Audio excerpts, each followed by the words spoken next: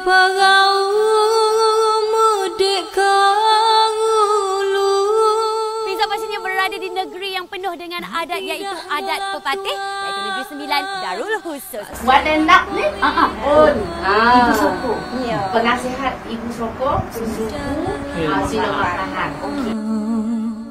Ayolah menunggu.